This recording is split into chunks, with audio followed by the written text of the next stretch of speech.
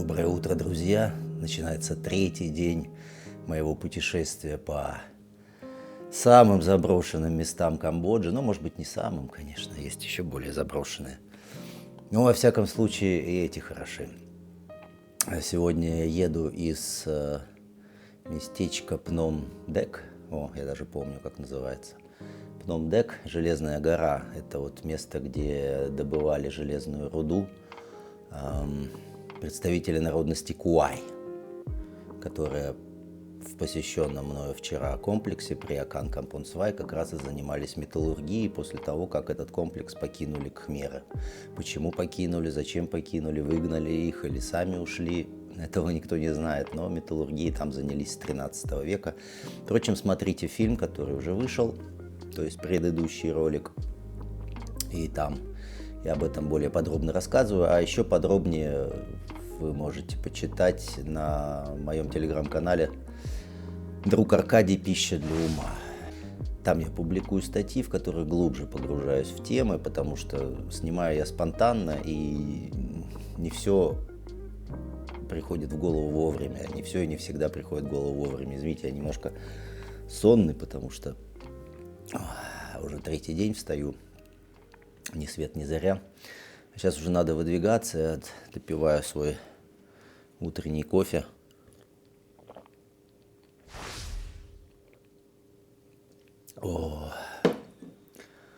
И вперед. Ой, смотрите, два чуда ткнулись в меня сзади, испугался я. Вот. Пойдемте на кухню, где стоит мой мотобайк. Вот он, красавчик. Что он у меня?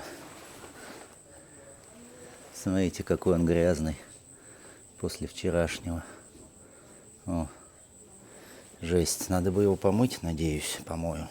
Так, сейчас начнем. Самое главное, это все это дело нужно каким-то образом запаковать.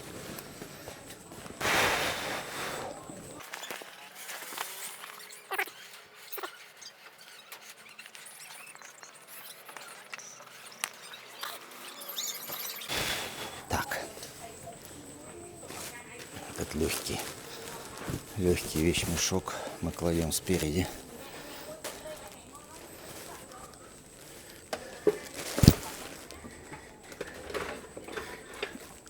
Вот так. Шлем на голову.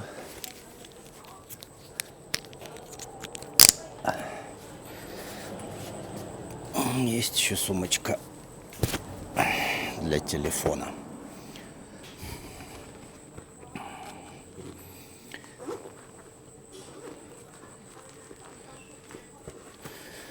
Так, ну и рюкзак с аппаратурой спереди.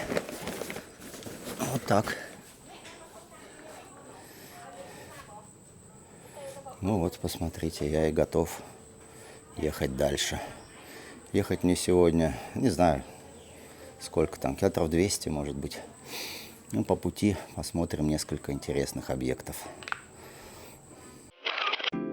Друзья, ну все, еду. Сегодня выехал на час позже, потому что вчера дико замерз. У меня прям зуб на зуб не попадал от холода. Я сейчас-то одет, видите, у меня футболка, рубашка, шерстяной свитер, еще и шейный платок, как вы видите, но все равно холодно. Все-таки местность здесь довольно холодная. Что за тропики вообще, хочется воскликнуть. Как будто я где-то по Новгородской области в июне путешествую.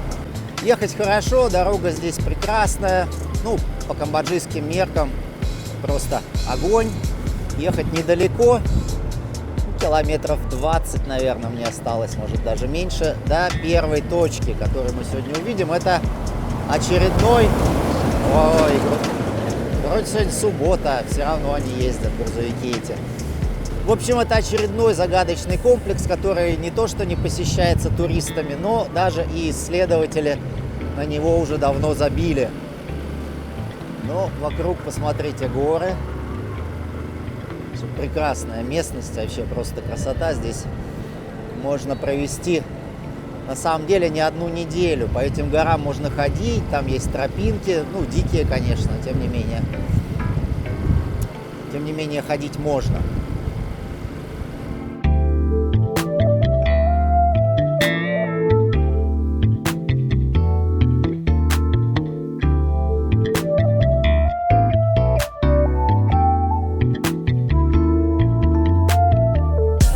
Ехать приходится довольно медленно. Вот 60 я еду, и мне холодно. 80 даже не хочу пробовать, потому что я и так уже третий день с насморком. Каждое утро просыпаюсь, у меня насморк. Ну вот такая погода у нас тут в тропиках, друзья.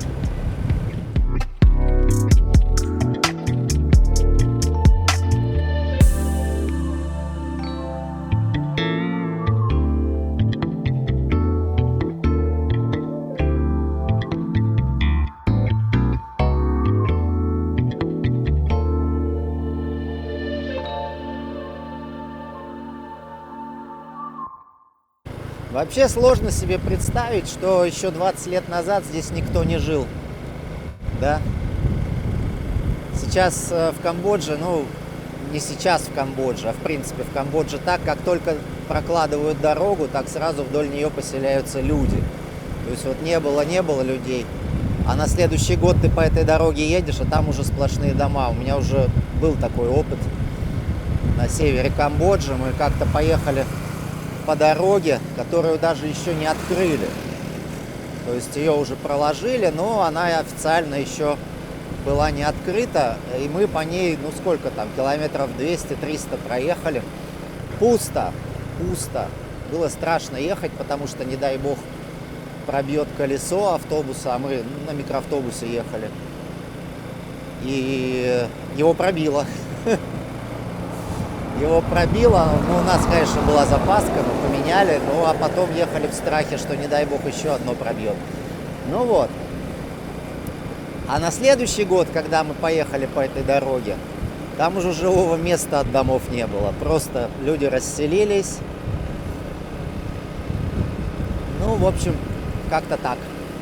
И здесь тоже, как видите, это все дома не старые, это все дома, которые, очевидно, появились вот за последние годы. Если вам тоже было бы интересно принять участие в такой вот мотоэкспедиции, то приезжайте в Камбоджу. Перед этим свяжитесь со мной, все контакты есть в описании к ролику, в описании канала. В общем, найти несложно. И я вам устрою такую экспедицию с огромным удовольствием. Ну, для меня это вообще образ жизни, так я вам скажу. Вот эти вот путешествия. Только в дороге ты чувствуешь, что ты живешь. Возвращаешься домой и сразу же начинаешь думать о том, куда ты поедешь в следующий раз. Ну, это с детства у меня. Охота к перемене мест, она была заложена с детства. Первый перелет я совершил в возрасте 2 месяцев. Вот родился и через 2 месяца уже полетел. И так потом дальше всю жизнь. Так, тут впереди, видите, дорога слегка подразмыта. В Камбодже очень суровые сезоны дождей, поэтому, к сожалению, подтопление дорог происходит регулярно. И когда потом по ним едут грузовики, то, естественно, они целые куски асфальта вырывают. Что он там сигналит-то? Между прочим, вот как раз вчера прочитал, что в провинции Пурсат из-за сильных наводнений, до сих пор продолжаются почему-то наводнения там, запретили проезд грузовикам по дорогам. Именно вот из-за этого, из-за того, что они их портят своим весом. Они еще вечно перегружены. В Камбодже построили много весовых станций. Я ни разу не видел, чтобы одна из них работала. Вот, и поэтому грузовики едут как хотят. Вообще вот эта местность, по которой мы едем, несмотря на то, что вы сейчас видите тут деревья везде. Опа! вот в дырку не попал. Заболтался. Так вот, на самом деле здесь саванна. Здесь немножко другие почвы, не такие, как в районе Анкора, где прям суровые джунгли вырастают, стоит забросить территорию на десяток другой лет. Нет, здесь высокая трава и довольно-таки одиноко стоящие деревья, но мы сейчас этого не сможем с вами оценить, потому что мы вообще одни дома кругом видим. Что мне еще понравилось, это то, что мобильная связь работала. Даже там, куда я забрался, куда не стоило вообще забираться вчера. Посмотрите фильм, вот предыдущий, который вышел. Я вчера забрался, в такое место. С трудом проехал, а потом еще и с трудом выехал. Ну, все для вас, дорогие подписчики. Хотел обязательно показать вам такой храм, который не видит никто, потому что добраться до него, ну, это прям реально безумие и отвага. Но я добрался. Ну, правда, не все мне удалось вчера посмотреть, потому что там еще была парочка объектов, куда я просто уже не рискнул ехать. На самом деле вымотался еще жутко. Из-за того, что замерз, потерял много энергии, пока туда ехал, типа замерз. Вот, и поэтому придется возвращаться сюда, я так чувствую.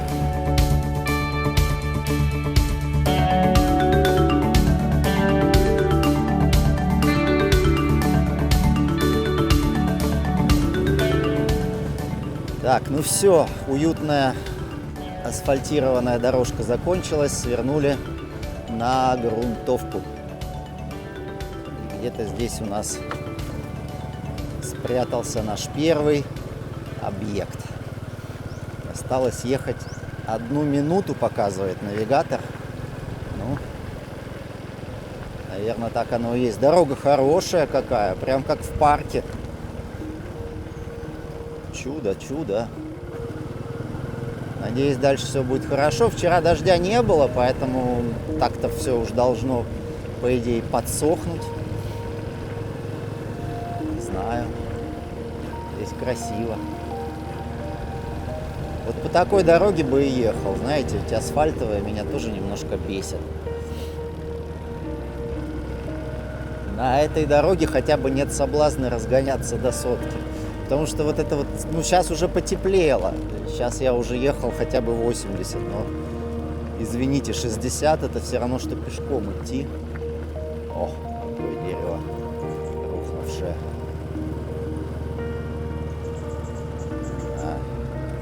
Едем правильно. Вот он где-то впереди уже должен быть. Ой, да, он есть. Вот он. Слушайте, чистая территория, замечательная. Много следов шин. То есть я чувствую, что местные сюда приезжают. Давайте вот тут прямо остановимся. Раз такое дело. Лавочку я там вижу. Так, ну что, давайте пройдем внутрь, посмотрим, что там. Ну, на самом деле, надо вам сказать, что территория очень ухоженная. Храм находится не так далеко от дороги. Поэтому я думаю, что действительно местные жители сюда иногда приезжают. Ну и, судя по всему, храм находится под охраной. Ну вот, посмотрите, тут даже кувшин поставили для цветущей воды. Не знаю, что это. Так, а здесь, очевидно, можно пройти. Тут мы видим все из латерита. Ну, те, кто впервые попал на наш канал, конечно, не знают, что это за камень. Латерит – это такой камень, который добывается по ночам. Он мягкий при добыче. Вот, а когда он застывает на солнце, то он становится очень твердым. И в Камбодже его использовали для строительства как зданий, так и домов. Ну и вот стен, как вы видите, очень хороший, надежный камень. Так, и здесь мы видим вот такое вот строение из латерита. Интересная башня. Интересная башня. Очень сильно отличается нижняя часть, заметьте, от верхней части. Верхняя часть, она явно была пересобрана. А вот нижняя часть оригинальная. Посмотрите, как блоки лежат друг на друге. Четко, без каких-либо зазоров. Но тут сложно говорить про латерит и зазоры, да, потому что камень сам по себе очень пористый. Но тем не менее, обратите внимание, да, кладка чудесная. А наверху уже как будто бы переложено было кем-то и когда-то. Опять следы недостроя, естественно. Вот они, блоки песчаника. Все здесь стоят совершенно не обработанные. Но, судя по дверной коробке, это, конечно, не 10 век, а пораньше. Да, это, скорее всего, более ранняя структура, чем 10 век. Я имею в виду, конечно, дверную коробку, да, потому что все остальное, что из латерита построено, это, возможно, уже как раз и можно отнести к X веку. А на таких перемычках обычно предполагаются барельефы, и здесь мы ничего не видим. То есть опять недостроено. Песчаник тоже, конечно, не самого высокого качества, судя по всему, возможно, взят где-то здесь недалеко, то есть не везли издалека песчаник, как для строительства храмов Анкора. Там за 40-50 километров песчаник доставляли к месту стройки. Ну, это так, мои предположения, не факт, что так и есть. Видите, здесь тоже предполагался барельеф, очевидно, когда-то кем-то, но выполнен он не был. Очень хорошо все расчищено, так сильно отличается от того места, где я был вчера. У меня вчера аж все суставы на ногах разболелись от этой ходьбы по обломкам песчаника. Вот это у нас, конечно, опять все не обработано, все не обработано. Вот такие вот глыбы. Это эрозия, да, тут песчаник, он, когда эродирует, он отслаивается. Здесь, очевидно, уже просто все за столетия эродировало. Ну, а внутри сделали вот такой вот интересный алтарь. Можно духом водичку положить. Давайте зайдем. Ух, как низко здесь. Наверху вот даже крышу сделали. Видите, ухаживают. Ну, это, конечно, местные жители. И залили все это дело бетоном. А там, между прочим, внизу еще шахта может быть. Вот это я, конечно, не очень люблю. Когда они берут и просто заливают все бетоном. Это такая тайская история. Там тоже очень любят прихорашивать древние руины. В Таиланде же очень много камбоджийских руин. У меня есть книжка Этьена Аймонье, исследователя начала 20 века. Он очень много исследовал объектов как здесь, в Камбодже, так и на территории Таиланда. Выпустил книгу. Так вот, многие из объектов, которые у него отмечены в книге, я уже не нахожу нигде на картах. Они исчезли. Вот так. В Камбодже это тоже все будет потихоньку исчезать с развитием цивилизации. Так что, если хотите приехать и увидеть эти все объекты в том виде, в котором их находили французы. Какая бабочка гигантская пролетела только что. Вот, если вы хотите это сделать, то, пожалуйста, приезжайте сейчас. Смотрите, а здесь даже дверная коробка сделана из латерита, что вообще предельно необычно. Да, довольно-таки странное место, надо вам сказать. Упс.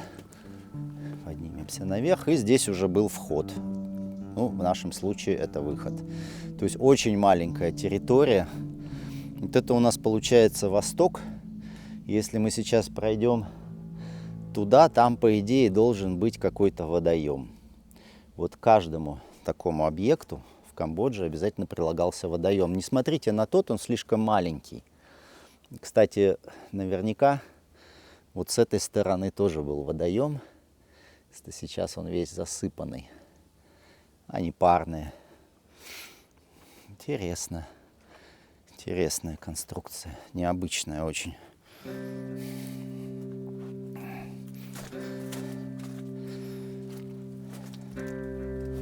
Ну, в общем, этот объект очень слабо изучен. Крапом чхаук называется. Чхаук — это банановое дерево. Но все эти названия, они не имеют никакого отношения к действительности, к истории. Посмотрите, какой засып. Да, все эти названия, они были даны уж позже местными жителями, которые пришли сюда жить. А я чуть не скатился. Вот, засып какой. Тут все расчищали, конечно, да. То есть вот это пространство, наверное, тоже было засыпано. Я сейчас нахожусь. И вот она, эта глина. Ну вот, посмотрите. Если можно тут... Да, можно. Вот, посмотрите. Тут, в принципе, вот везде это просто чистая глина. Там никаких вкраплений нет. Откуда, что, как. И, конечно, безобразнейшая коробка. Это явно все было перестроено людьми, которые уже не так хорошо умели обращаться с песчаником, но, возможно, хорошо умели еще обращаться с латеритом. Потому что латеритные блоки, они безупречны. Вот это у нас боковая, угловая башня, возможно, здесь была, да, судя по обломкам латерита и судя по засыпу, на котором я сейчас стою, да, очевидно, это была какая-то угловая то ли башня, то ли не башня, какое-то возвышение. Так, а это здание у нас получается так называемая библиотека, потому что мы не видим входа с восточной стороны, он с западной стороны. Вход в так называемую библиотеку, а библиотеки — это здание на самом деле неизвестного предназначения, это не библиотеки на самом деле, их так просто французы обозначили в свое время. Вот, у них вход всегда противоположен входу в центральное здание.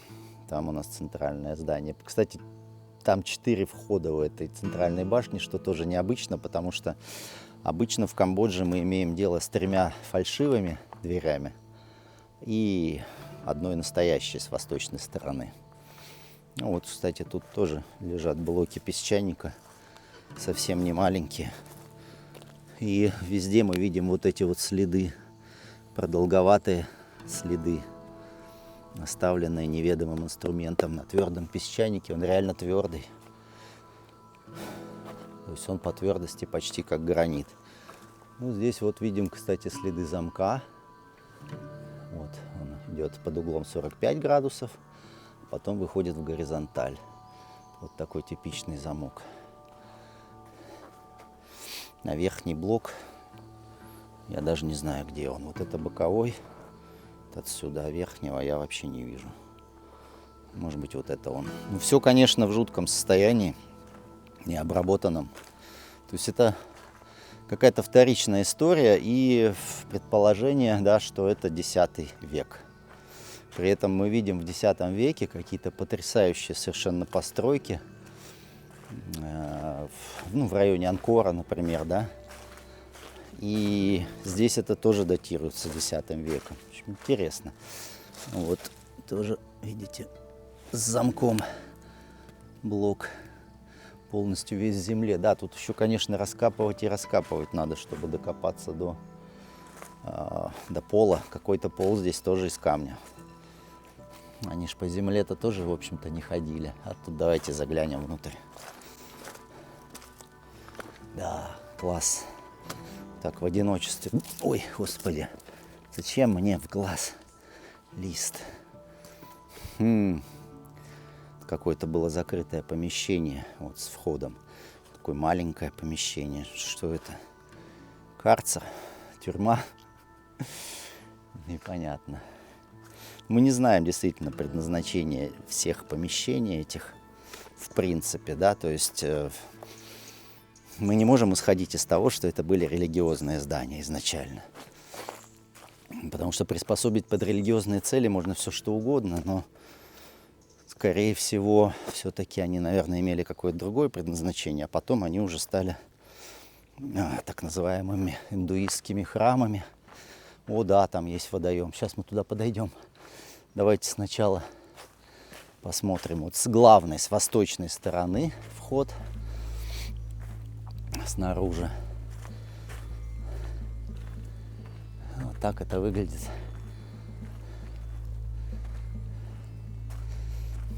Ни барельефов, ничего. Обратили внимание, да? Что вообще никаких барельефов нет. Вот тоже какой-то длинный след оставленный. Неизвестно зачем, да? Тут вообще неплохо так отвалился кусок от блока. Да, песчаник очень легко колется, но очень плохо пилится. Такое вот свойство этого камня. Ну и вот там у нас центральная башня. И вот, собственно, был к ней проход. И мы сейчас посмотрим на водоем. Это даже интересно. Давайте сначала вот этот маленький.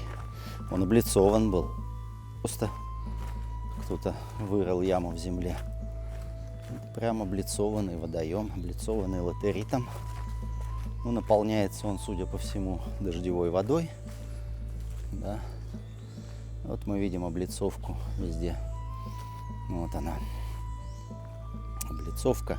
То есть тут надо снимать несколько метров грунта, чтобы дойти до дна, которое явно тоже облицовано латеритом. А вот и, собственно, большой водоем, очевидно, да?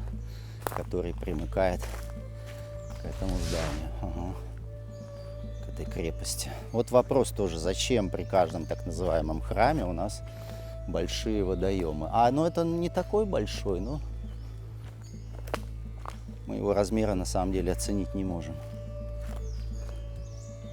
Потому что кругом засыпано, все заросло. Но это вот 100% искусственный водоем, примыкающий к этой территории. А здесь кто-то что-то вырыл. Интересно. Дерево, наверное, выкопал, домой унес. Да, прикольно. Китайский бамбук растет красивый. Ведь он такими, как кустами, растет этот китайский бамбук. Совершенно удивительную атмосферу создает в лесу. Хотя, конечно, бамбук это сорняк, по большому счету, да. Когда вырубают девственный лес, то он потом, к сожалению, зарастает бамбуком. И ничего ты с этим не поделаешь. Когда я ходил по джунглям в Северном Лаосе, мы постоянно натыкались на такие непроходимые заросли бамбука. Он же недолговечный, потом они все эти падают, стволы, перекрывают дороги. В итоге ты с рюкзаком пытаешься проползти под ними. В общем, ужас, страсть. А тут я не вижу, кстати, никаких даже следов водоема. Ну, либо его так засыпало капитально, либо его тут не было. Но что-то мне подсказывает, что он тут обязательно был. Высота стены, ну, конечно, недооткопана. Тут сложно сказать, сколько была. Какая была, вернее, высота. Ну, 4 метра, наверное, была, потому что вниз-то еще надо бы копать и копать. Ну, тут, понятное дело, никто никаких раскопок ни в ближайшее, ни в будущее время производить не будет. Потому что таких объектов в Камбодже сотни. Просто сотни. Радует, что они хотя бы тут все вот так расчистили. Смотрите, даже можно посидеть, отдохнуть. Везде надписи какие-то. Наверное, не сорить. Вон, мусора достаточно много, значит, сюда местные приезжают. Что там за тропинка-то?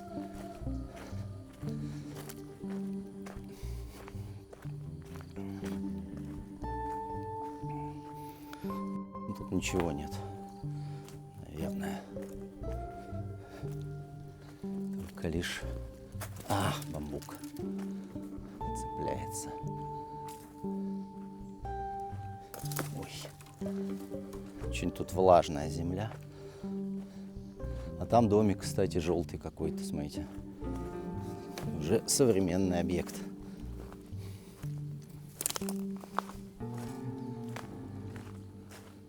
Домик. Типа туалет, что ли, в лесу. Для кого? Что за бред?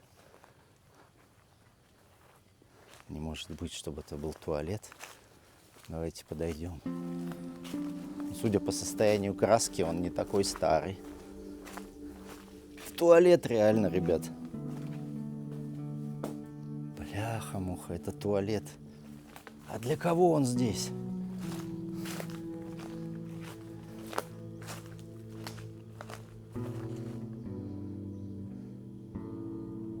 Вот это да. Вот уж не ожидал увидеть здесь туалет. То есть кто-то же одобрил смету, построил этот туалет. О, кстати, этот песчаник не просто так здесь лежит. Это что-то от чего-то. Да, ну если вот так вокруг ходить, всегда можно что-то найти, потому что, понятное дело, раньше-то здесь был город. Вообще, такое ощущение, да, что Камбоджа вся была одним большим городом, потому что куда ни сунешься, везде какие-то строения. Ну, пожалуйста, вот латерит и торчит, и вот латерит торчит. То есть вот здесь что-то было, на чем потом выросло вот это дерево. Сралау называется оно по-кхмерски. Так, там я через траву не хочу идти. Надо всегда держать в голове, да, что здесь, несмотря на то, что сейчас рай и тишина, здесь очень много мин. И поэтому сходить с тропинок не рекомендуется. Ну, нам, собственно, торопиться особо некуда.